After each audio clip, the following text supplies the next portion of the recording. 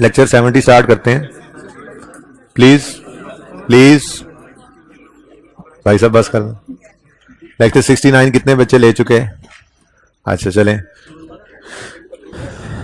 अच्छा जी, सुने, आपका अपना कोई कसूर है जी, ये सवाल सारा हो गया था। अच्छा जी, इस सवाल का बी पार्ट आपका होमवर्क में था। असल में कल ये आप वाली क्लास चूंकि हो नहीं पाई थी तबीयत की खराबी की वजह से, तो ओरिजिनल रॉन्ग रेक्टिफाइंग उस लेक्चर में मैंने लिखकर ओरिजिनल रॉन्ग फिर रेक्टिफाइंग बनाई थी, ठीक है। लेकिन फिर आपकी क्लास से पहले ये सारा मैंने मिटाया था, तो फिर क्लास चूंकि कंडक्ट नहीं हो सकी थी वो मिटा रह गया। फिर ये मैंने पिछली क्लास में सिर्फ जो है वो बच्चों से पूछ के रेक्टिफाइंग एंट्रीज ही पास कर ली थी। तो ओरिजिनल रॉन्ग से रेक्टिफाइंग कैसे बनी है, ये सारी एडजस्टमेंट की डिस्कशन ये सारी हम कर चुके हैं, ठीक है। अच्छा जी, अब पार्ट बी जरा पढ़ें। इस सवाल का पार्ट बी क्या था? Compute the net effect of above on ZT's profit. अब बात सुने जी प्लीज। रेक्टिफाइंग एंट्रीज मैंने आपको कहा था आपने देखना है प्रॉफिट एंड लॉस को, एसेट्स और लायबिलिटीज प्रॉफिट एंड लॉस को हिट नहीं करते। रेक्टिफाइंग एंट्रीज में जो इनकम्स और एक्सपेंसेस हिट कर रहे हैं प्रॉफिट एंड लॉस को, वो इंपैक्ट डालेंगे प्रॉफिट, ठीक है। अगर इनकम देखें, बड़ी सादा सी बात है, इनकम अगर बढ़ेगी तो प्रॉफिट, बोलो, प्रॉफिट बढ़ जाएगा। और अगर इनकम कम होगी तो प्रॉफिट भी कम होगा। सिंपल रूल ऐसा ही है। एक्सपेंसेस के केस में क्या होता है जी? अगर एक्सपेंसेस बढ़े तो प्रॉफिट्स कम होते हैं। और अगर ये साथ साथ ना IS 8 की तैयारियां भी चल रही हैं, एक्सपेंस अगर कम होगा तो प्रॉफिट बढ़ जाएगा। या IS 8 की तैयारियां भी साथ साथ चल रही हैं रेक्टिफिकेशन के। अच्छा जी, अब रेक्टिफाइंग एंट्रीज देखते जाएंगे और इंपैक्ट ऑन प्रॉफिट लेते जाएंगे। दो तरह के सवाल कर सकता है ये, या तो ये गलत प्रॉफिट दे दे और कहे कि सही प्रॉफिट की फिगर निकालो, तो उस गलत प्रॉफिट की फिगर में एडलेस करके सही प्रॉफिट निकाल लेते हैं हम। ये कभी कभी ऐसा भी करता है, वो गलत प्रॉफिट की फिगर ना दे और ये बता दे नेट में इंपैक्ट बताओ प्रॉफिट पे क्या पड़ना है। तो कुछ चीजें रेक्टिफिकेशन वाली प्रॉफिट को बढ़ा देंगी, कुछ प्रॉफिट को कम कर देंगी, तो नेट में इंपैक्ट निकल आएगा, ठीक है। अब पहली रेक्टिफाइंग एंट्री में bad debt recovery income credit हो रही है। Debtor debit, bad debt recovery income credit. Debtor का डेबिट होना तो प्रॉफिट एंड लॉस को हिट नहीं करता, ठीक है। इनकम क्रेडिट हो रही है, यानी कम हो रही है, बढ़ रही है, इनकम बढ़ रही है। इनकम का बढ़ना प्रॉफिट को बढ़ा देगा। छोड़ो अंग्रेजियां क्या करनी लिख के, यहां पे आप लिख दो एडजस्टमेंट नंबर 1 का इंपैक्ट, और क्या होगा जी? प्रॉफिट बढ़ जाएगा कितने से? 200 से। और अगर बहुत ज्यादा आपको तकलीफ हो रही है, कुछ लिखना चाह रहे हैं, तो आप यहां पर लिख सकते हैं bad debt recovery income recorded, ठीक है। लेकिन इसको लिखने की कोई जरूरत नहीं है। इसके असल है 200 लिखना और पॉजिटिव लिखना, ये सही हो, ठीक है। क्योंकि हमने किस पे इफेक्ट देखना है जी? प्रॉफिट पे। तो इनकम रिकॉर्ड हुई, रेक्टिफिकेशन हमने जब की तो एक इनकम रिकॉर्ड हुई, एक करेक्शन की वजह से एक इनकम रिकॉर्ड हुई, तो इनकम बढ़ गई। इनकम के बढ़ने से प्रॉफिट बढ़ जाता है। इंपैक्ट ऑन प्रॉफिट क्या है? इस करेक्शन का इंपैक्ट प्रॉफिट पे क्या पड़ा? प्रॉफिट 200 से बढ़ गया। Next, creditor debit, debtor credit, इसका प्रॉफिट पे क्या इंपैक्ट आएगा? कोई इंपैक्ट नहीं है, प्रॉफिट तो हिट नहीं हो रहा, ये तो बैलेंस शीट आइटम्स हैं दोनों। आगे बढ़ते हैं। Provision for doubtful debt debit, debtor credit.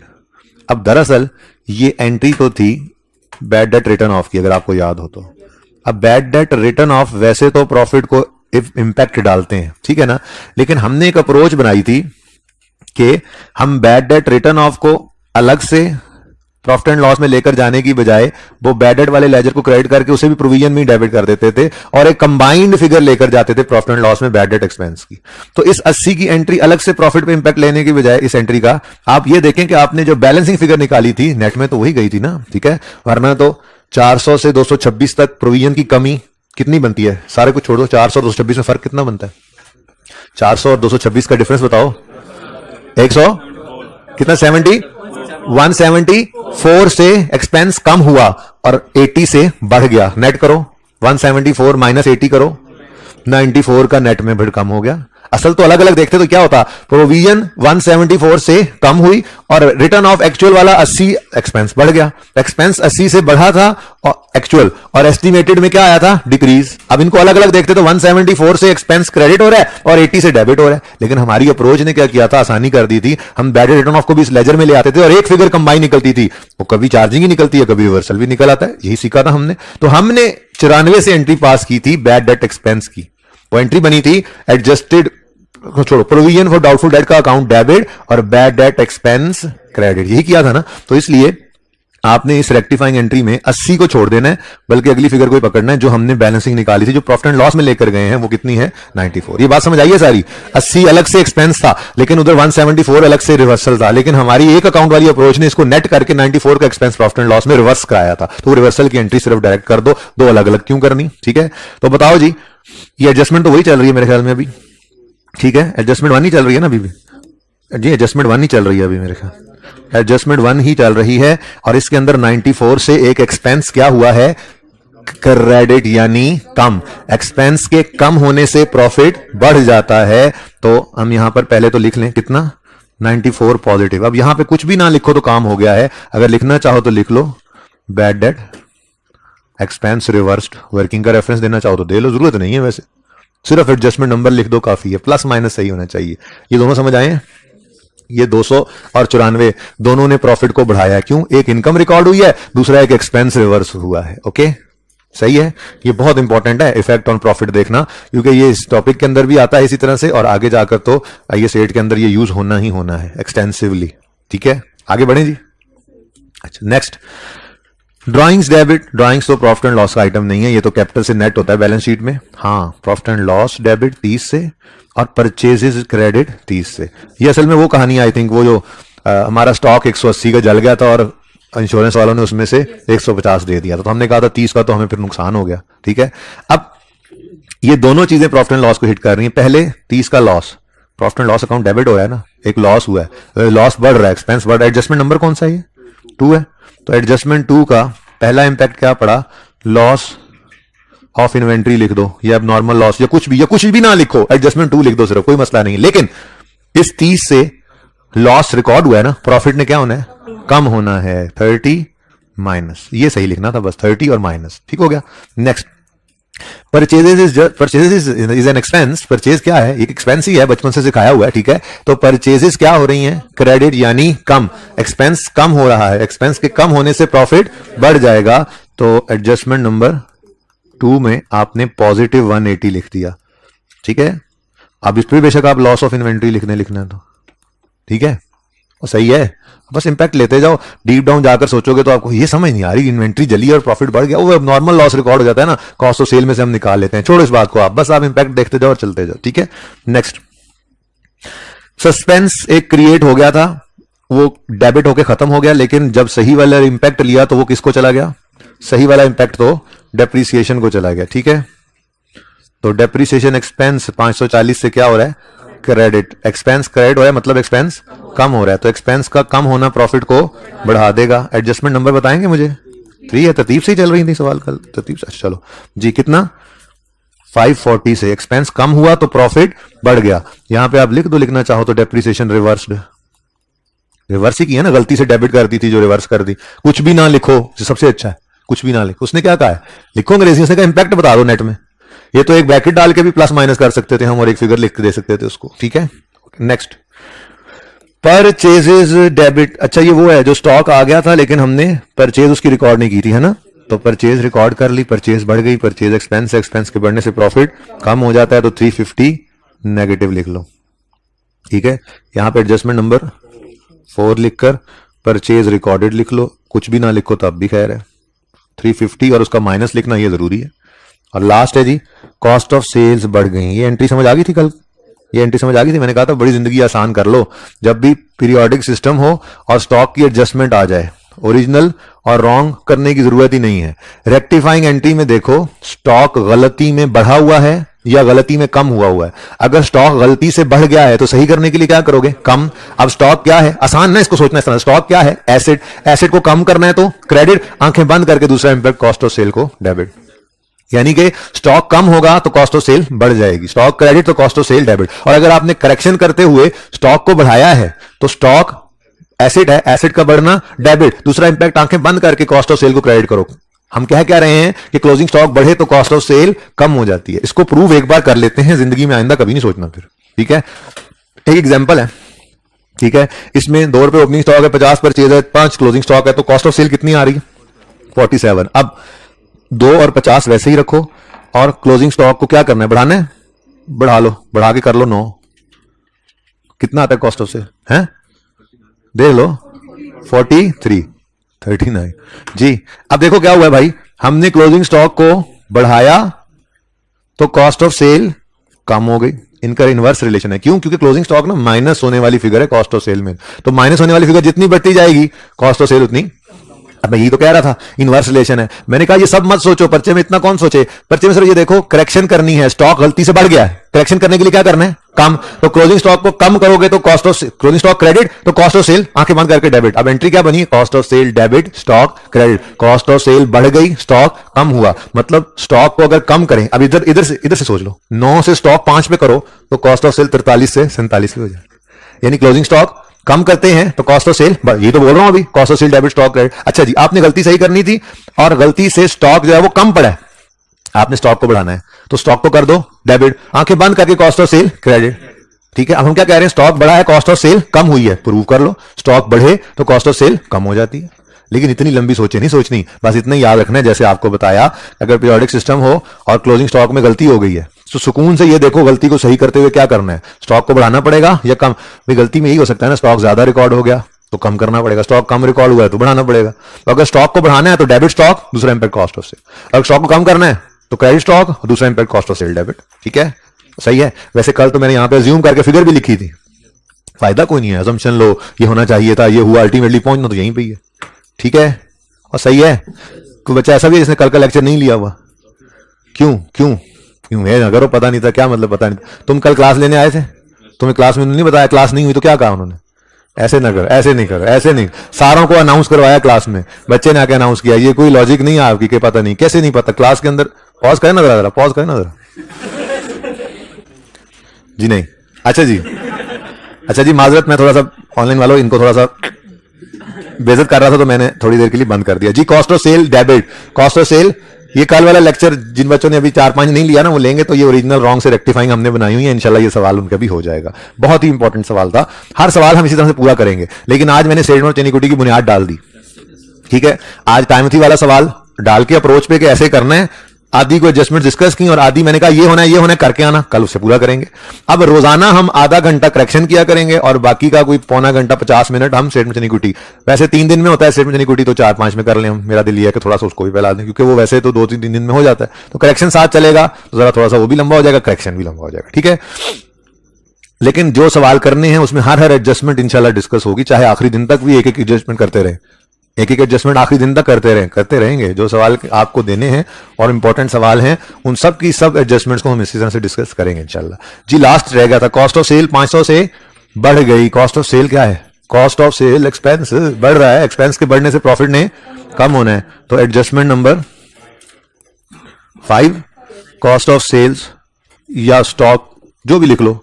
अब क्या किया था वैसे हमने, स्टॉक को, ये किसी का स्टॉक हमने रिकॉर्ड किया हुआ था ना, ठीक है, तो ओवरस्टेटेड स्टॉक, ओवरस्टेटेड स्टॉक वाली एडजस्टमेंट है, ओवरस्टेटेड स्टॉक लिख लो, उसको सही किया है, या स्टॉक को कम किया लिख लो, स्टॉक ओवरस्टेटेड स्टॉक डिक्रीज कर दो, या कॉस्ट ऑफ सेल, कुछ भी अंग्रेजी लिख दो, कुछ भी ना लिखो, सिर्फ एडजस्टमेंट 5 लिख दो, पर 500 माइनस लिखना, बस ये याद रखना जी। नेट में आंसर क्या आता है 134, पॉजिटिव या नेगेटिव। अब जान चढ़ानी है तो लिख दो यहां पे नेट इंपैक्ट ऑन प्रॉफिट, और अगर थोड़ा सा सोच कर लिखना है तो यहां पर लिख दो नेट इंक्रीज इन प्रॉफिट। ठीक है, जान चढ़ाने का तरीका क्या है, नेट इंपैक्ट ऑन प्रॉफिट, और थोड़ा सा सोच के लिखना है तो क्या लिखोगे, नेट में इंक्रीज आया ना, कुछ चीजें बढ़ा रही हैं, कुछ कम कर रही हैं, बढ़ता रहा कम होता रहा प्रॉफिट, नेट में प्रॉफिट पे इंपैक्ट आना है, तो नेट इंक्रीज लिख दो या नेट इंपैक्ट लिख दो। ओके जी, ये आपका सॉल्यूशन हो गया। ये बहुत इंपॉर्टेंट है, प्रॉफिट के ऊपर इंपैक्ट लेना सीखना चाहिए आपको, आसान है, मुश्किल नहीं है, करेक्शन हो जाए तो फिर क्या रह जाता है।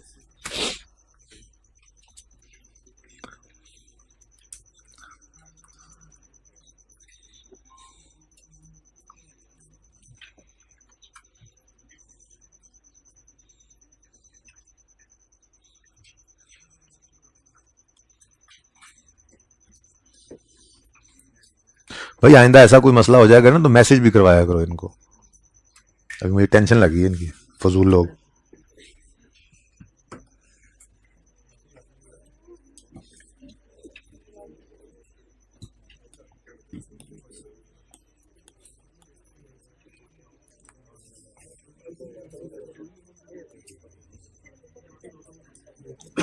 टाइमथी वाला सवाल ओपन करें जी, उसकी रिक्वायरमेंट पढ़ें। टाइमथी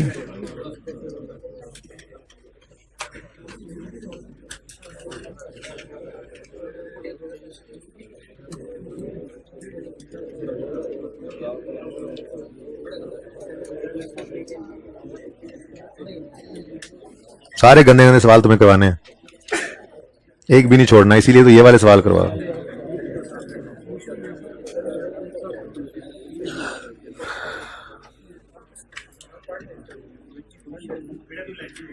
अच्छा जी, बहुत पसंद है आई कैप को आजकल ये वाली अप्रोच। जैसे आपने अभी थोड़ी देर पहले जीटा ट्रेडर्स में देखा, उसने करेक्टिंग एंट्रीज मांग के भी प्रॉफिट पे इंपैक्ट ले लिया। टाइमथी वाले सवाल में तो उसने एंट्रीज ही नहीं मांगी। ठीक है, कह रहा है compute corrected gross profit and net profit. सवाल शुरू होता है तो वो बताता है कि draft income statement of Timothy for the year 31 December 17 shows gross profit of 850 and net profit of, मुझे लगता है आवाज मिस हो रही है उनकी क्लास में। अभी तक हाइब्रिड वालों आवाज तो नहीं मिस हुई किसी वक्त में? आवाज सही जा रही है हाइब्रिड वालों? अच्छा, तो 850 का ग्रॉस प्रॉफिट है और 460 का नेट प्रॉफिट है। ये इनकी ड्राफ्ट फाइनेंशियल स्टेटमेंट्स में निकल चुका था कि during review of financial statement following errors were discovered. वो प्रॉफिट अपनी तरफ से निकाल के सारा कुछ करके उन्होंने रख दिया था और ये गलतियां निकल आई।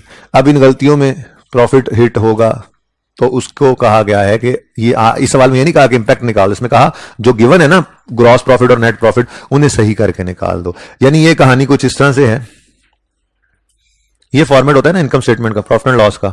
Cell less cost of sale, cost of sale में क्या कुछ आता है जी? Opening stock, purchases, carriage inward वगैरह, less closing stock, cost of sale आ जाती है। कॉस्ट ऑफ सेल से फिर जीपी निकल आता है। ठीक है, तो जीपी उन्होंने निकाला हुआ है, आपने नहीं निकालना था, जीपी उन्होंने निकाल लिया हुआ है। ठीक है, जीपी कितने है? 850। ठीक है, उसके बाद फिर आगे कुछ और एक्सपेंसेस लेस होते रहते हैं और फिर कहीं जाकर आप नेट प्रॉफिट पर पहुंच जाते हैं। तो नेट प्रॉफिट भी उन्होंने निकाल लिया हुआ है। ठीक है, नेट प्रॉफिट 460 है। ठीक है जी, तो बाकी कोई डाटा हमें अवेलेबल नहीं है, बस ये फिगर्स उसने दो बता दी हैं। ठीक है, अब वो कहता है ग्रॉस प्रॉफिट को भी सही करो, नेट प्रॉफिट को भी सही करो। अब आपने ये देखना है, एक चीज का जो मसला आपको आना है, सोल्यूशन जिस तरह से आईकैप का वो वैसे हमने करना भी नहीं है, किताब के अंदर वही मौजूद है, हम अपने तरीके से करेंगे। तरीका बताता हूं, देखें मिसाल के तौर पे, मेरा सवाल है आपसे, मिसाल के तौर पे सेल्स जो है हमने कुछ गलती सही की और सेल्स बढ़ गई। सेल्स के बढ़ने से जीपी क्या होगा? सेल बढ़ गई तो जीपी क्या बढ़ जाएगा? अच्छा, और जीपी के बढ़ने से नेट प्रॉफिट? बिल्कुल। हमने कोई एक्सपेंस ऊपर रिकॉर्ड किया, लेट्स सी परचेज जो है हमने करेक्शन की और परचेज बढ़ गई, परचेज के बढ़ने से जीपी कम होगा, एक्सपेंस के बढ़ने से प्रॉफिट कम, जीपी कम होगा तो नेट प्रॉफिट भी। अच्छा, लेकिन अगर हमने कोई अदर इनकम रिकॉर्ड की है तो अदर इनकम से जीपी पे क्या असर पड़ेगा? जीपी पे कोई असर नहीं पड़ेगा। ठीक है, लेकिन नेट प्रॉफिट चेंज हो जाएगा। इसका मतलब यह हुआ कि जीपी को जो चीज भी इंपैक्ट करती है वो नेट प्रॉफिट को भी कर देती है, लेकिन जीपी के बाद वाली कोई आइटम अगर गलती सही करें प्रॉफिट एंड लॉस में तो उसका इंपैक्ट सिर्फ नेट प्रॉफिट पे आता है। लेकिन मेरा ये मशवरा होगा आपको कि ये सवाल करते हुए आपने जो जीपी से ऊपर वाली चीजों को सही करके इंपैक्ट लेना है ना, उसको सिर्फ जीपी पर सोचे, नेट प्रॉफिट पे उसको सोचे ही ना। जीपी के इंपैक्ट्स अलग सोचते रहेंगे हम, नेट प्रॉफिट पे अलग सोचते रहेंगे, एंड पे जीपी के सारे इंपैक्ट्स का एक ही इंपैक्ट इकट्ठा प्रॉफिट पे डालेंगे तो बचत होगी, वरना ये सवाल आपको फिर आके फेंक देगा। ठीक है, सही है ना? बहुत आसान अप्रोच हो जाएगी। हमने क्या करना है, हमने इन दोनों को अनएडजस्टेड कह लिया। अब जो जीपी से ऊपर की एडजस्टमेंट्स होंगी उनको सिर्फ जीपी पे एडजस्ट करा देंगे, और जो जीपी के बाद वाली होंगी उनको करेक्शन करेंगे ना, करेक्शन करेंगे। सुनो, करेक्शन करेंगे। सेल बढ़ गई, करेक्शन में हमारी सेल बढ़ गई, सेल ने जीपी को बढ़ा देना है, बस जीपी पे सोचना है, नेट प्रॉफिट को नहीं सोचेंगे। करेक्शन की कोई अदर इनकम रिकॉर्ड कर ली, अदर इनकम रिकॉर्ड करने से नेट प्रॉफिट ने बढ़ना है, सिर्फ नेट प्रॉफिट को बढ़ा लेंगे, जीपी को नहीं छेड़ेंगे। इस तरह से ये सवाल पूरा करना है। मैंने ये सवाल कल पूरा कराना है, आज मैं शुरू करा रहा हूं। ठीक है, शुरू करते हैं जी। सबसे पहले during the review financial statement following errors were noticed, N invoice of 3700 was debited to purchases but the goods were received। हमारे साल में चीजें आई हैं तो फिर ये हमारे साल की सेल सॉरी परचेज नहीं है, हमारे साल की परचेज नहीं है।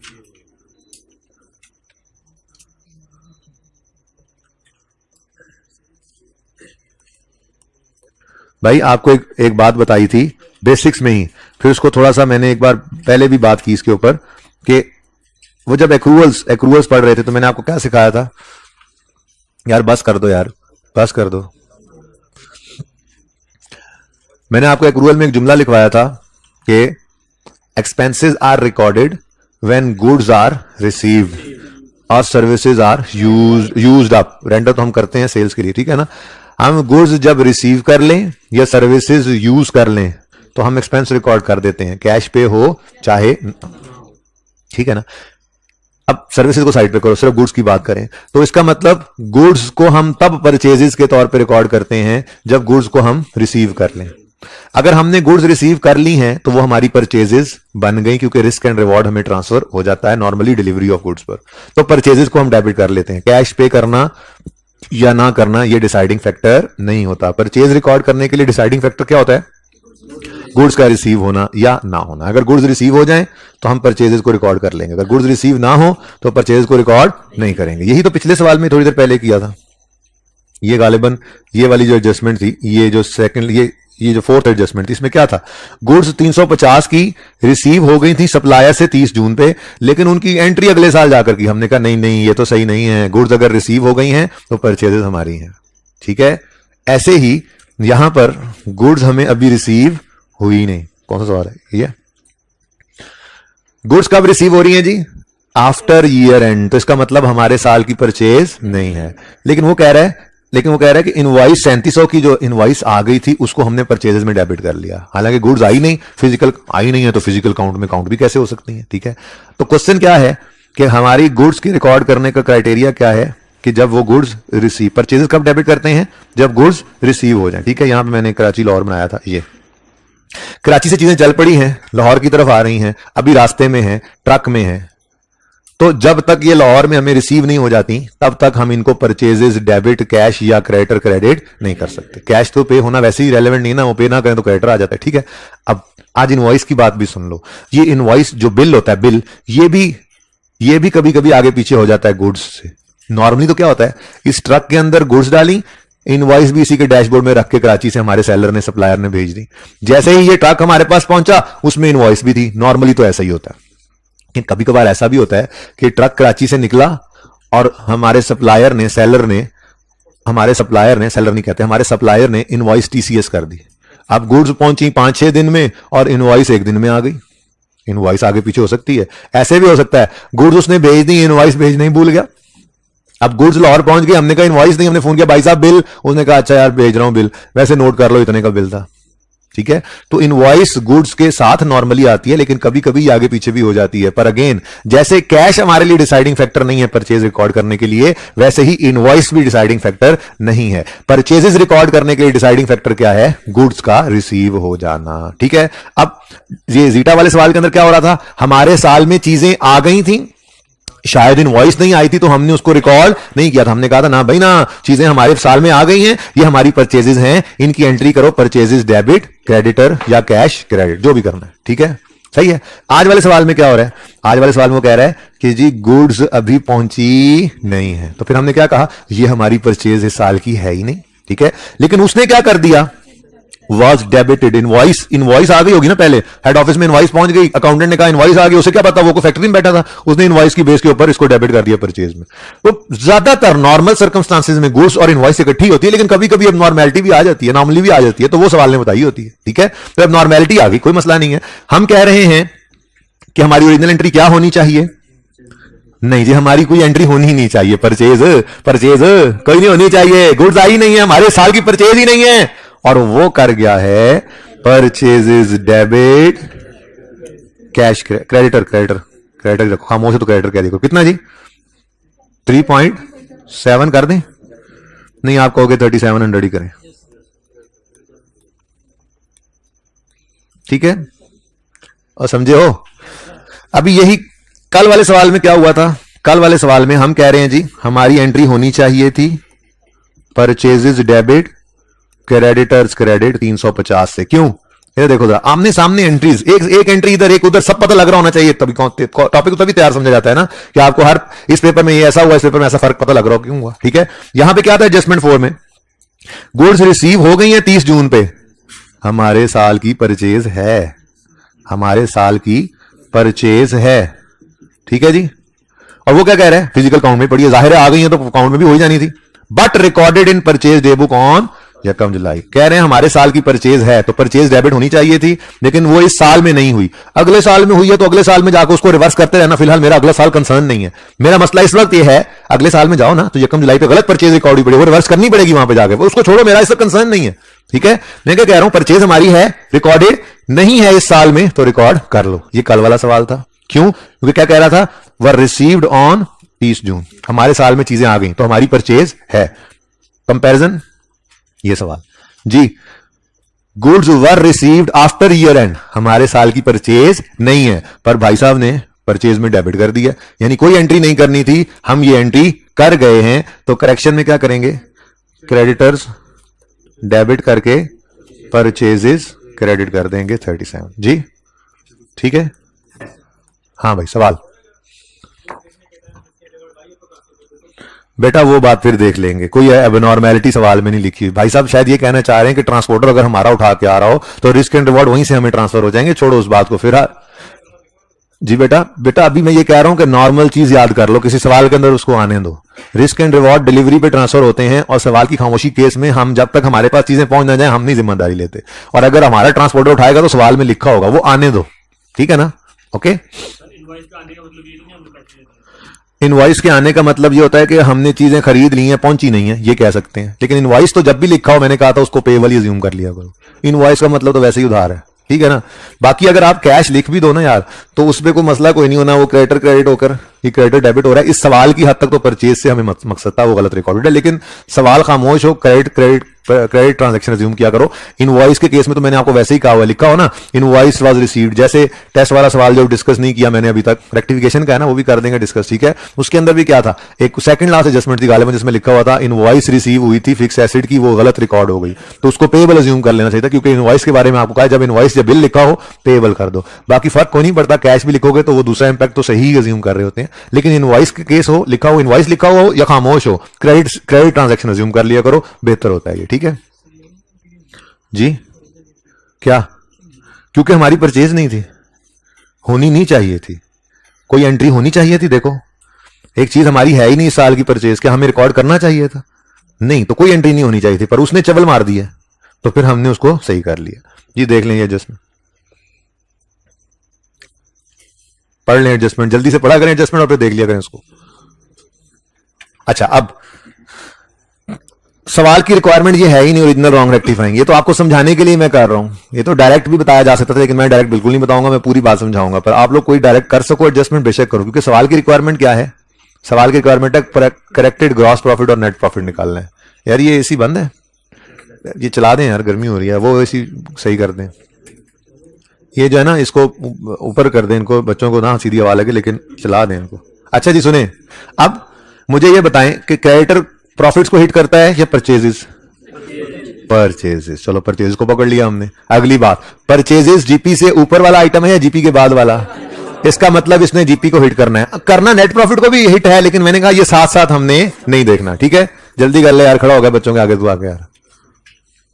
अच्छा, तो इसका मतलब ये हुआ कि परचेजेस को हम जीपी पे इंपैक्ट डलवा देते हैं। अब वही वाली बात, एक्सपेंस इनकम के बढ़ने से प्रॉफिट, प्रॉफिट इनकम के बढ़ने से प्रॉफिट, ये लिख लेते हैं ना, और इनकम के कम होने से प्रॉफिट कम हो जाता है, जोन सा मर्जी हो प्रॉफिट।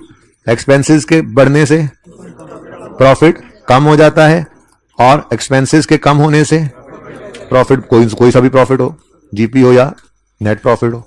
अब परचेज इज एन एक्सपेंस और एक्सपेंस क्रेडिट हो रहा है, मतलब कम हो रहा है, तो एक्सपेंस के कम होने से प्रॉफिट ने बढ़ जाना है, तो 3700, ये फिर 1000 में लिखें पूरा जी, पूरा लिखे ना, फिर 850,000 था ना, अब वो पूरा लिख दिया, वरना वो 3.7 लिख लेते फिर। चलो जी, 3700 से आपका जीपी बढ़ गया, क्योंकि परचेज कम हुई है, एक्सपेंस कम होने से प्रॉफिट बढ़ता है, तो आपने यहां पर लिख दिया एड 3700। काफी है यहां पर लिख देना एडजस्टमेंट नंबर 1। ठीक है, और अगर आपको तकलीफ है कि कोई अंग्रेजी लिखनी है तो लिख लो परचेज रिवर्स्ड, लेकिन मैं तो ये चाहूंगा कि आप ये मत लिखें, ऐसे ही खामखा इसकी टेंशन आपको अलग होगी, बस एडजस्टमेंट 1 लिखें, प्लस माइनस लिख दें।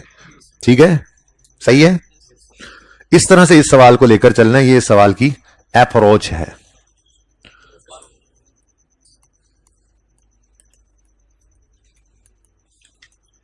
नेक्स्ट, सुभान अल्लाह। नंबर 3 एडजस्टमेंट आप पढ़ें और कोई जुगाड़ जुगूड़ लगा के मुझे बता दें। बस समझे कि बस ये पर्चे में आ गया, मैंने नहीं पढ़ाया हुआ था, जो पढ़ाया हुआ था कल तक पढ़ाया हुआ था, जिसका जो लेक्चर भी 4-5 बच्चों ने नहीं लिया।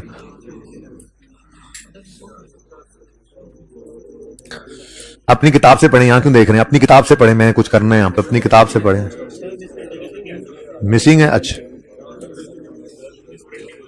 अच्छा जी।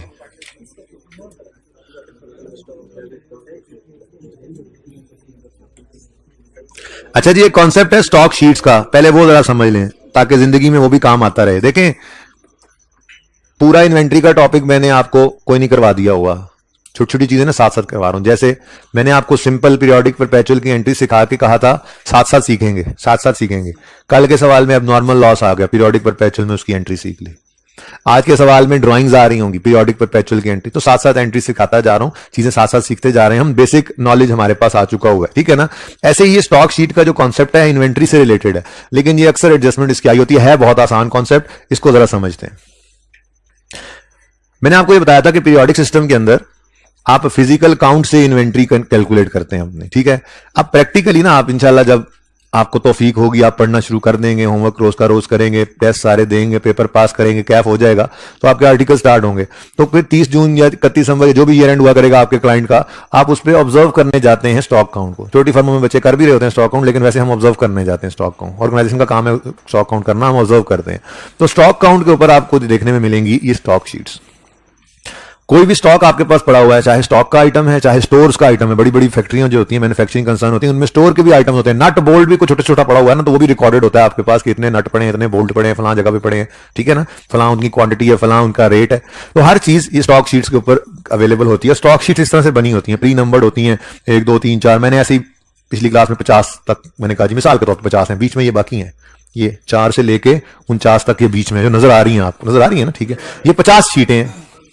हर शीट के ऊपर इस तरह से प्री नंबर्ड जो है वो आर्टिकल्स लिखे होते हैं, ये चीज पड़ी है, ये क्वांटिटी है, ये रेट है, ये अमाउंट है। अक्सर सिर्फ क्वांटिटी लिखी होती है, रेट बाद में लगाते हैं। अक्सर क्वांटिटेटिव के साथ साथ रेट भी लगाकर वो अमाउंट भी दे देते हैं। स्टॉक शीट्स इस तरह की होती हैं, ठीक है। अब ये हर स्टॉक शीट का एक टोटल होता है, मैंने ऐसे ही अज्यूम कर लिया 21,380 और 1,1500 और इस तरह चलते चलते को 2,512, हर एक का डिफरेंट जो है वो टोटल होता है।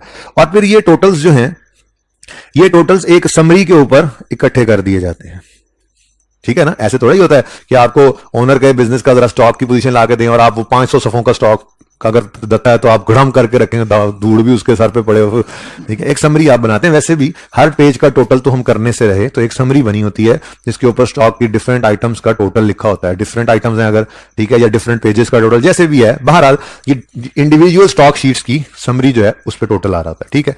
अब सारे स्टॉक शीट्स के टोटल्स जो होते हैं, सब टोटल जिन्हें कहते हैं, ये समरी के ऊपर लिखे होते हैं। जैसे 50 नंबर सफे का लिखा हुआ है 2,512, ऐसे ही 1,500, ऐसे ही 1,000, ऐसे ही ये 21,830 लिखा हुआ है, ये 21,000 क्या ये गलती थी सवाल में, ये गलती होगी सवाल में, क्या हुआ 21,380 का स्टॉक जाना था, गलती से 21,830 चला गया। अब जब ये फिगर हो गई थोड़ी सी ज्यादा चली गई ना गलत, तो उस वजह से मिसाल के तौर पे 75,000 मेरा टोटल स्टॉक आ रहा था, तो ये भी गलत हो गया। गलती क्या हुई है, ज्यादा हो गया है या कम हो गया है? ज्यादा हो गया तो सही करने के लिए कम कर लेंगे। कितना ज्यादा हो गया है? 450 से ये इधर जाना चाहिए था 380, चला गया 830, तो कितना 450 से ओवर स्टेट हो गया स्टॉक, 450 से स्टॉक ओवर स्टेट हो गया। तो सही करने के लिए क्या करना है? अच्छा आखिरी लाइन पढ़ लो, सिस्टम कौन सा यूज कर रहे हैं? ये सिस्टम है इनका periodic, they are using periodic inventory method, ठीक है जी। तो पीरियोडिक है तो मैंने कहा था सुकून मारो जी स्टॉक। अब देखो वो सारी कहानी के बाद कहां नतीजे पे क्या पहुंचे हैं कि स्टॉक क्या करना है, 450 है, 450 से स्टॉक क्लोजिंग स्टॉक को कम कर, ज्यादा लिखा गया ना गलती से, तो कम करना है। तो स्टॉक क्या है? एसिड, एसिड को कम करना है तो एसिड को कर दो क्रेडिट, एसिड यानी स्टॉक हो गया क्रेडिट, कितने से जी? 450 से। दूसरा इंपैक्ट ऐसे कॉस्ट ऑफ सेल को डेबिट, आंखें बंद करके, ठीक है। ये मैं प्रूव कर चुका हूं आपको कि ये इंपैक्ट यही निकलता है, ठीक है ना, तो सही है। अब जरा एडजस्टमेंट भी पढ़ लो।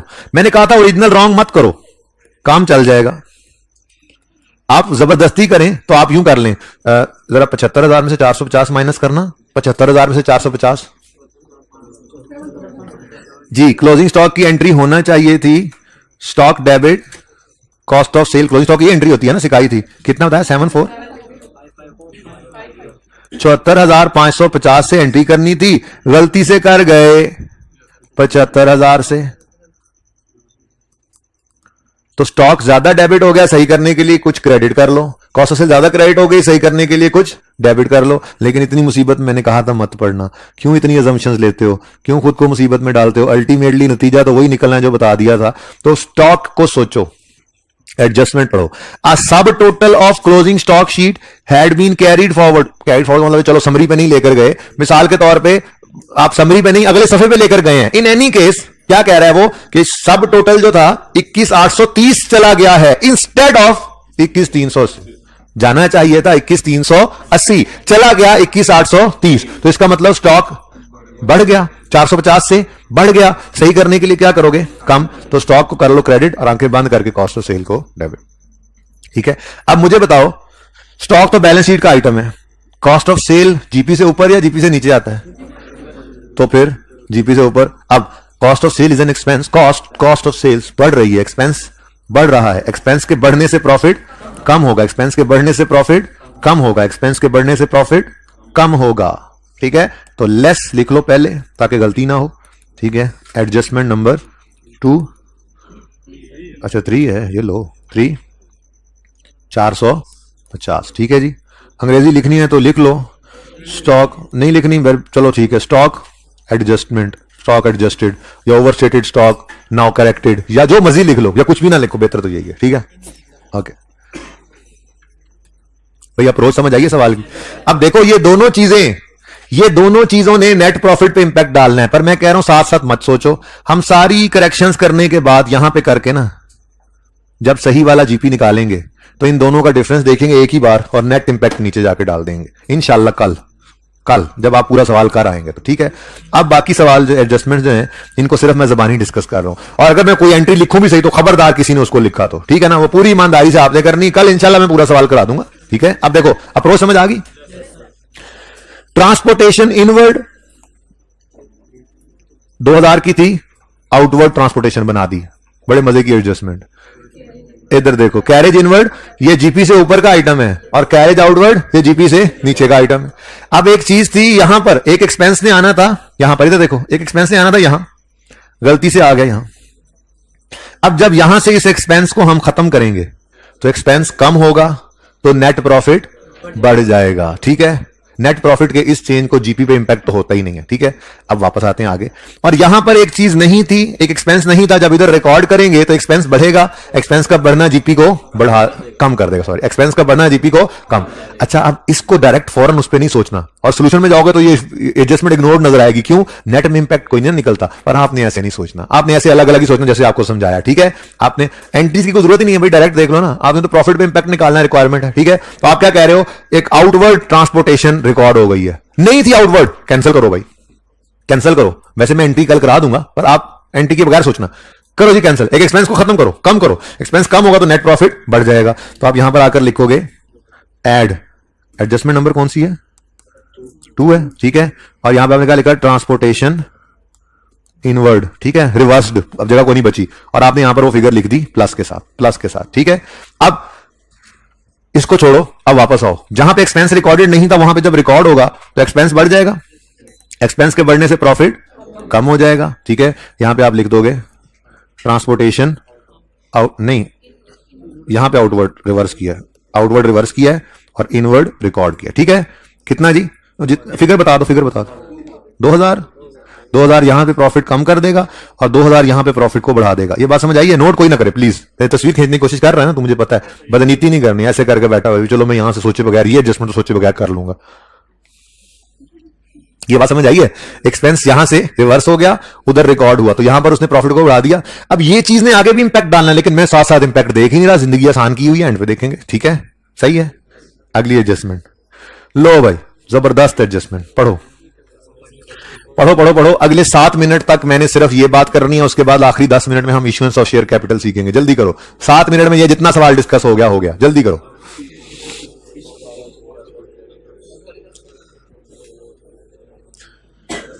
ये एडजस्टमेंट पढ़ने के बाद मुझे ये बताओ, यहां पे डिस्काउंट अलाउड आना चाहिए या बैड डेट आना चाहिए? ये जो भी कहानी है इसमें डिस्काउंट अलाउड आना चाहिए या बैड डेट आना चाहिए?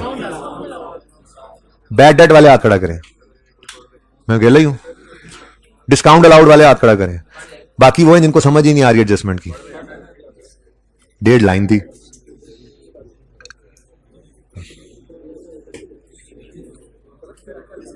भाई इधर देखें, आप पढ़ें। A receipt of 21,850 received from a debtor as full and final settlement of an outstanding balance of 23,000। Discount allowed ही बनता है। पिछली क्लास में पता नहीं बच्चों ने बहस शुरू कर दी कि नहीं जी ये बैड डेट हो गया। मैंने कहा अल्लाह के बंदो, वो आया है, उसने कहा है मैंने 21,850 देने थे पर 23,000 देने थे, पर भाई मेरे पास ये 21,850 ही है, यही ले लो और बस रफा दफा करो। हमने कहा ठीक है, फाइनल सेटलमेंट हो गई है, वो सेटलमेंट करवाने आया है। तो ये जो 23,000 के बदले में हमने 21,850 लिया है, कितना फर्क है इन दोनों का? 1150 का हमने इसको डिस्काउंट अलाउ कर दिया था। क्या है जी ये? डिस्काउंट। ओरिजिनल एंट्री, अब पता है उधर कह रहे हैं उधर लिख दो ओरिजिनल एंट्री। कौन सी एडजस्टमेंट है? 3 की जगह छोड़ देते हैं। पहले मैंने 3 करवा दिया, इधर लिख 2 दिया है। ओहो कोई बात नहीं, इधर 2 कर देंगे, इसकी जगह रख लेते हैं। कल सवाल पूरा भी तो करना है ना, हैं? आप चाहे कर आएंगे, फायदा ये हो जाएगा, जरा क्विकली हो जाएगा, पर करेंगे तो सारा सवाल ना डिस्कस। 4 जी ओरिजिनल एंट्री। भाई साहब 23,000 रुपए के रिसीवेबल थे हमारे, तो 23,000 रुपए क्रेडिट हो गए, डेटर से 23,000 क्रेडिट, ठीक है जी। और कैश 21,850। अच्छा, अब ये सोल्यूशन बुक से मैच नहीं करेगा क्योंकि सोल्यूशन आई कैप ने अब से ये अप्रोच चेंज किया। पहले तो पुराने वाला काम था, तो यहां पे क्या होता था? यहां पे होता था डिस्काउंट अलाउड एक्सपेंस, ठीक है। लेकिन अब ये नहीं है, अब इसको हम सेल्स में रिकॉर्ड करेंगे, ठीक है। तो सेल्स को डेबिट कर दो 1150, बैलेंसिंग फिगर, ठीक है ना। तो डिस्काउंट अलाउड एक्सपेंस की बजाय, एक एक्सपेंस रिकॉर्ड करने की बजाय हमने इनकम ही कम कर लेनी है, ठीक है। अच्छा, अब ये एंट्री होना चाहिए, बल्कि ऐसा करते हैं यार, सेल्स को पहले लिखते हैं जरा, और ब्रैकेट में वो लिखते हैं जो पुरानी बात थी, ठीक है। डिस्काउंट अलाउड एक्सपेंस, ठीक है जी, और इसको काट देते हैं फिर, ठीक है। अच्छा, ये जी एंट्री होनी चाहिए, नई अप्रोच वाली एंट्री। ये होना चाहिए था, ये होना चाहिए था, इससे मुत्तफिक हैं सब? कोई नोट तो नहीं ना कर रहा? तुम कर रहे हो तुम नोट। घर पे जाके क्या करोगे अगर अभी नोट ना? थोड़ा बहुत भी नहीं करना ना यार, सारी डिस्कशन कर रहा हूं उसके बाद कल। अच्छा सुनो, receipt of 21,850 was credited to, wrong entry क्या हो गई? कैश डेबिट सेल्स क्रेडिट 21,850, ठीक है जी। अब करेक्शन करनी है तो आप कहोगे कैश डेबिट होना था, हो गया, कुछ ना करें। सेल्स डेबिट होनी थी 1150 से उल्टा क्रेडिट हो गई। ये जरा इस तरह से देखना पड़ेगा हमें, वरना पुराने सोल्यूशन के अंदर तो यहां पर हम डिस्काउंट अलग रिकॉर्ड करते, सेल अगर अलग रिवर्स करते, ठीक है ना। लेकिन कोई बात नहीं यार, हमने पढ़ लिया, अब जो करना है हमें पता है, ठीक है जी। सेल्स को डेबिट करना था 1150 से। एक तो इधर देखो, एक तो ये सेल डेबिट नहीं हुई 1150 से, और दूसरा उल्टा 21,850 से गलत क्रेडिट हो गई है, तो इसको भी सही करने के लिए डेबिट करो। तो मतलब टोटल कितने से डेबिट करो? 23,000 से सेल को करो डेबिट, और डेटर क्रेडिट होना था, नहीं हुआ, तो डेटर को क्रेडिट कर लो, ठीक है। अब रेक्टिफाइंग एंट्री जैसी बन रही है उसको ज्यादा नहीं सोचना, कॉन्सेप्ट वो पढ़ा है। कॉन्सेप्ट हमेशा याद रखना, ओरिजिनल एंट्री में पढ़ा होता है। रेक्टिफाइंग एंट्री आपको कॉन्सेप्ट नहीं समझाती, ट्रांजैक्शन भी नहीं समझाती, सिर्फ गलती सही हुई पड़ी होती है। अब हमने क्या करना है जी? बोले बोले बोले बोले बोले डेटर को, डेटर बैलेंस शीट आइटम है, हम तो ग्रॉस प्रॉफिट और नेट प्रॉफिट को सही, तो फिर पकड़ेंगे पहले सेल को। अब सेल जीपी से ऊपर या नीचे का आइटम? अब सवाल का सोल्यूशन बदलना है, अब सोल्यूशन वो बनेगा जो मैं बताऊंगा, वरना तो असल में ये सेलिंग एक्सपेंस होता था ना पहले, जीपी के बाद आया करता था ये डिस्काउंट अलाउड एक्सपेंस, ठीक है ना। तो ये बदल गया। बहरहाल आपने पूरा सोल्यूशन करके ना, जैसे समझा रहा हूं। अब होगा क्या? आप कहोगे जी सेल 23,000 से डेबिट हो गई, मतलब कम हो गई। इनकम के कम होने से प्रॉफिट भी कम हो जाता है। तो एडजस्टमेंट नंबर, मुझे पता है नोट कोई भी नहीं कर रहा, एडजस्टमेंट नंबर 4 है, ठीक है।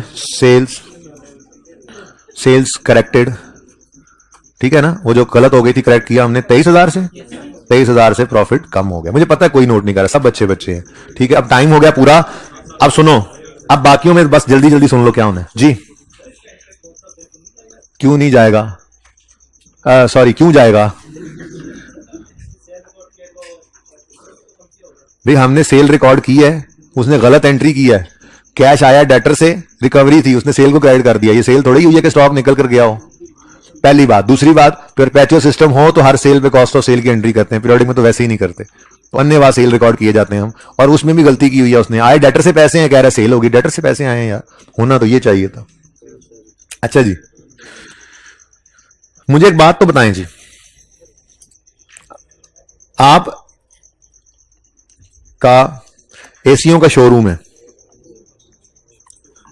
एसीओ के शोरूम में आपने एसी बेचने के लिए रखे हुए हैं, डिस्प्ले में लगाए हुए हैं, तो ये एसी आपके लिए फिक्स एसेट है या इन्वेंट्री है? इन्वेंट्री है। अच्छा, अगर इन एसीओ में से आप कोई एक एसी निकालकर अपनी ही दुकान में लगा दें तो वो एसी फिक्स एसेट बन जाएगा। इसको कहते हैं transfer of stock to fix asset. Transfer of stock to, इसकी एंट्री करना पड़ती है हमें, हम फिर करेंगे फिक्स्ड एसेट डेबिट। और अगर परपेचुअल सिस्टम यूज कर रहे हैं तो इन्वेंट्री क्रेडिट, और अगर पीरियोडिक सिस्टम यूज कर रहे हैं तो परचेजेस क्रेडिट। लेकिन एक बात याद रखना, ये चीज खुद को बेच के खुद से कभी प्रॉफिट नहीं कमाना, ये एंट्री हमेशा होगी विद कॉस्ट, विद कॉस्ट। अच्छा, ऐसे ही एक और एग्जांपल है, वो एग्जांपल ये है कि आपकी इलेक्ट्रॉनिक्स की दुकान है, इलेक्ट्रीशियन की दुकान है, ठीक है, और आपने अपनी ही दुकान में कुछ रिपेयर वर्क किया जिसमें आपने अपनी चीजें इस्तेमाल, जाहिर है 7 पैसे देकर थोड़ी करनी, अपनी चीजें इस्तेमाल कर ली, ठीक है। अब आपकी बिजनेस के अंदर रिपेयर कॉस्ट जो है, रिपेयर एक्सपेंस आपका वो बढ़ गया, आपने रिपेयर एक्सपेंस बढ़ा लिया, लेकिन आपने इन चीजों को जो रिपेयर पे लगाई हैं इनके लिए कैश पे नहीं किया, बल्कि अपनी इन्वेंट्री में जो चीजें पड़ी हुई थी आपने उन्हें ही उठाकर इस्तेमाल कर लिया। तो फिर अगर परपेचुअल सिस्टम यूज कर रहे हैं तो इन्वेंट्री क्रेडिट कर लेना, पीरियोडिक है तो परचेजेस क्रेडिट कर लेना, लेकिन अगेन ये एंट्री करना हमेशा विद कॉस्ट, ठीक है। ये तो ऐसी तरह गपशप लगा रहा था मैं, हम अपनी एडजस्टमेंट पढ़ते हैं, छोड़ो। हाँ जी, एडजस्टमेंट क्या है? Goods having sale value of 4500, goods का मतलब होता है फॉर सेलिंग पर्पस जो हमने ली हुई होती है। Goods having sale value of 4500 were used for office repairs. क्या एंट्री होनी चाहिए? रिपेयर एक्सपेंस डेबिट, मैं कह रहा हूं पीरियोडिक सिस्टम है तो परचेजेस क्रेडिट, ठीक है, लेकिन ये एंट्री होनी चाहिए विद कॉस्ट। और सवाल कह रहा है ये सेल वैल्यू है, मार्कअप मार्जिन, क्यूएम, जाहिर है मैं तो रिवाइज कराऊंगा, मेरी मजबूरी है, लेकिन क्यूएम, और सवाल में लिखा भी हुआ है goods are sold at cost plus 25%, ठीक है। तो ओरिजिनल एंट्री होगी, ये प्लीज कोई नहीं नोट करेगा, ये आखिरी एंट्री कर रहा हूं मैं, ओरिजिनल एंट्री होगी, पहले एंट्री लिखो, रिपेयर एक्सपेंस डेबिट और परचेजेस क्रेडिट। अगली बात सुनो, ये 37 कितना लिखा, 4500 से नहीं करनी, बल्कि 4500 तो सेलिंग प्राइस है, ये कल इंशाल्लाह करवाऊंगा तफसील से। मार्कअप मार्जिन का मतलब, मार्कअप का मतलब क्या होता है? कॉस्ट पर profit, cost plus profit is equal to sale, 100 plus 25। इधर मेरी बात सुने, परेशान नहीं होना, इधर देखें,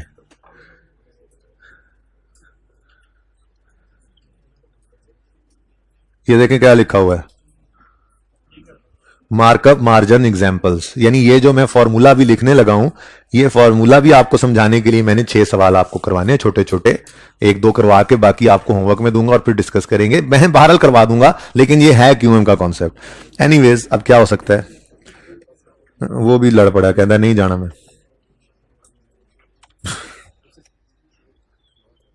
रेक्टिफिकेशन पे थे हम, ठीक है। तो बहरहाल ये जरा, ये बेशक आप अब गुजारा करें, नोट कर लें, ये 125 पे पड़ा है, हमने इसको 100 पे लाना है, ठीक है जी। तो क्या बनता है जरा आंसर, बस ये 3600 से एंट्री करनी है। ये मैं इंशाल्लाह मार्कअप मार्जिन कल करवा दूंगा कि कैसे किया, लेकिन असल कहानी ये है कि ये एंट्री होनी चाहिए थी, लेकिन ये एंट्री नहीं हुई, क्योंकि वो क्या कह रहे हैं, no entry has been made in the books. तो अगर नहीं हुई तो फिर कर लेंगे यही एंट्री। अब रिपेयर एक्सपेंस जीपी के बाद आता है और परचेजेस जीपी से ऊपर, तो परचेजेस का इंपैक्ट जीपी पे डाल देना, रिपेयर का नेट प्रॉफिट पे, और जो जीपी का नेट प्रॉफिट पे आना है वो तो हमने एंड पे बचा के रखा हुआ है, ठीक है। अच्छा, नंबर 6 आसान है, सिर्फ पढ़ रहा हूं। Purchase of office computer was entered in purchases account. हद होगी, आसान एडजस्टमेंट्स भी होती हैं जी, ठीक है जी।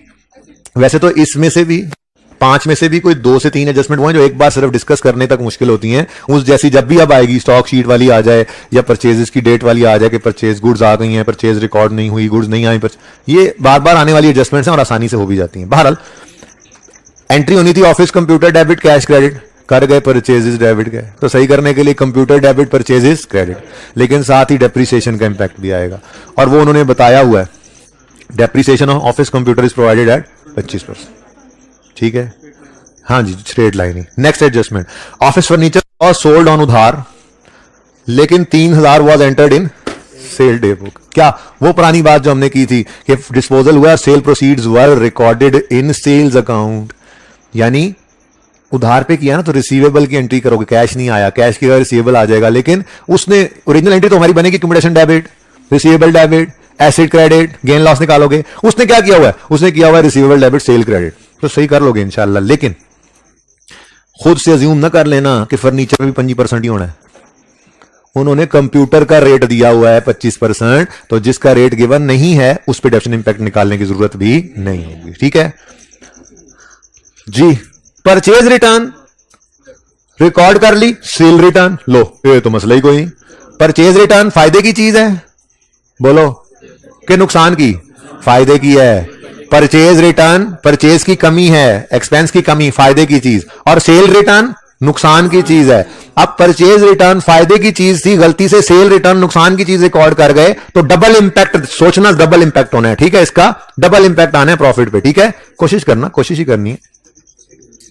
ये वाली एंट्री आपको बचपन में करवाई जा चुकी है। ओनर गुड्स ही ले गया पर्सनल यूज के लिए, ड्राइंग डेबिट।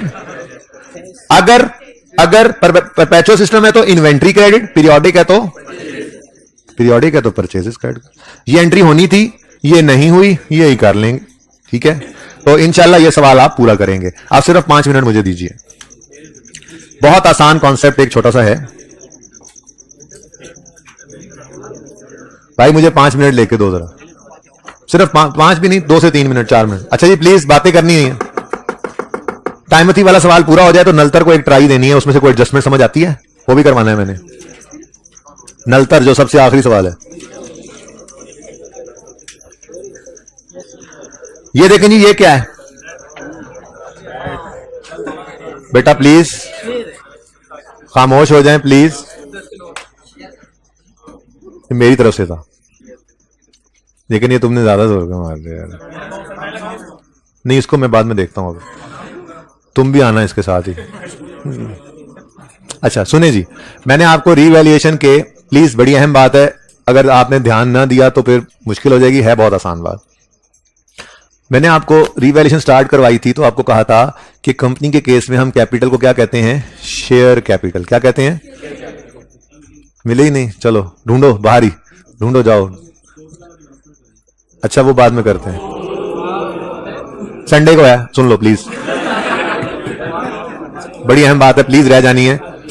शेयर कैपिटल क्यों कहा जाता है? क्योंकि हर बंदा, हर इंडिविजुअल अपना अपना शेयर लेकर आता है कैपिटल के अंदर।